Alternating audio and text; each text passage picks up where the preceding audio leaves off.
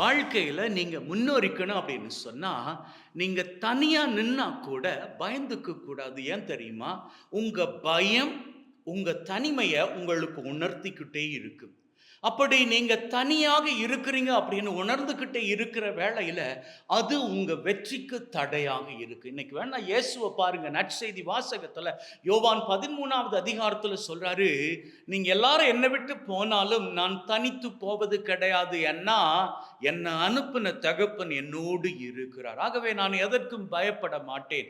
என்னுடைய குறிக்கோள் எதுவோ அதை மாத்திரமே நோக்கி நான் நகர்ந்துகிட்டு போவேன். வெற்றியை காண்பேன். அப்படி என்பது இயேசுவின் வைராக்கியம். அந்த வைராக்கியத்துல அவர் நிலைச்சிருந்தாரு. வெற்றியை தொட்டு கொண்டாரு. எனவே இன்னைக்கு வாழ்க்கையில நீங்க நம்புறவங்க உங்களை விட்டு போயிருந்தாலும், நீங்க எதிர்பார்த்தவங்க உங்களை கால்வாரி விட்டு இருந்தாலும், எதற்கும் கலங்க வேண்டாம், கவலைப்பட வேண்டாம். நீங்க தனியாக இருந்தாலும் கூட தனியாக இல்லை.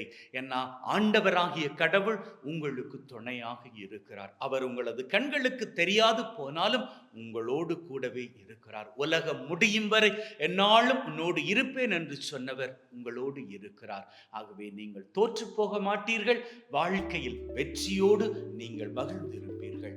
பயத்தை மாத்திரம் தூரமாக வைத்துக் கொள்வீர்களாக இருந்தால் வாழ்க்கையில் நினைத்த காரியங்கள் கைகூடி வர வெற்றி நிச்சயம். ஆமென்.